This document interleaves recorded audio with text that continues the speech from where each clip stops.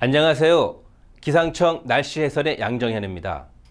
지난 17일부터 태양과 달의 일직선상에 놓이면서 조차, 그러니까 만조와 간조의 차가 백중사리 때보다 더욱 높아지면서 해수면이 상승하여 서해안과 남해안 일부 지역에 도로 침수 등 피해가 발생하였습니다.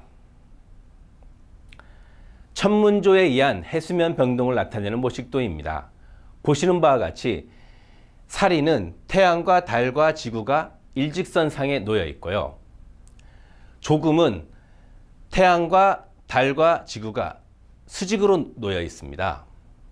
사리처럼 일직선상에 놓이게 되면 서로 끌어당기는 힘이 강해집니다.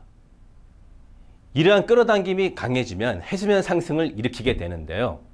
그럼 해수면 상승을 일으키는 기상요소를 알아보겠습니다.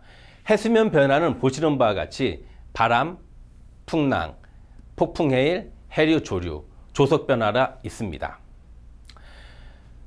저기압이 통과하게 되면 바람에 의해 풍랑이 높아지고 이러한 풍랑이 해수면 상승을 유발하는데요.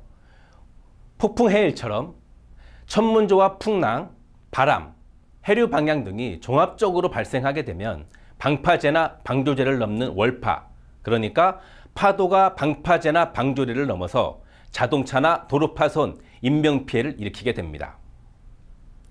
이번 17일부터 오늘까지 발생한 해수면 상승은 천문조, 즉 조석 변화에 의해 해수면 상승으로 침수 피해가 발생하였습니다. 과거에 해수면 상승으로 인한 저지대 침수 지역을 보고 계십니다. 인천 소래포구 도로 침수, 보령 오천항 도로 침수, 목포 동명항 도로 침수, 진해 용원동 도로 침수, 마산 하포구 도로 침수, 통영 정왕동 바닷물 역류, 우도 천진항 도로 침수. 과거에 이렇게 보여왔는데요. 그런데 이번 17일부터 발생한 해수면 상승에 의한 피해 사례를 살펴보면 과거에 발생한 지역에서 지속적으로 발생하는 것을 알 수 있습니다. 이러한 현상은 앞으로도 계속될 것으로 보이는데요. 이런 피해를 방지하려면 지방자치단체에서 적극적인 기반시설을 마련하여 저지대에서 침수 피해가 발생하지 않도록 적극적인 조치, 대응을 해야 될 것으로 보입니다. 지난 10월 4일부터 우리나라에 영향을 끼쳤던 제18호 태풍 차바가 남해안을 통과한 때 부산 마린시티에 해일 피해가 발생한 사진입니다.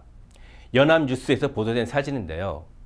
이것을 보여주는 이유는 만약에 이번 해수면처럼 이번 시기에 태풍이 발생하여 우리나라를 통과하게 되면 부산 마린시티 해일보다 더욱 큰 해일 피해를 발생할 수 있기 때문에 경각심 차원에서 말씀드리는 바입니다.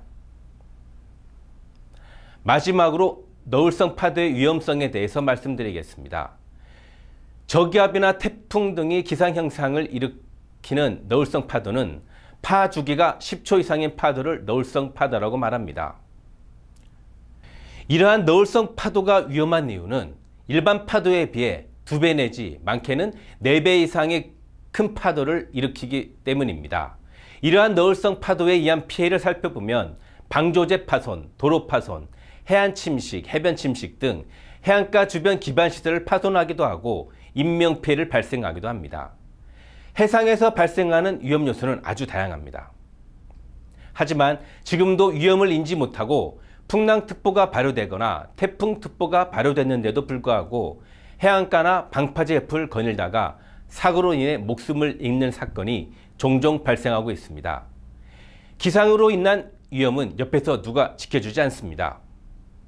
개개인이 직접 셀프 안전을 생활화하여 내 안전은 내가 지킨다는 마음을 가져야 될 것으로 보입니다. 이상 날씨 해설이었습니다. 감사합니다.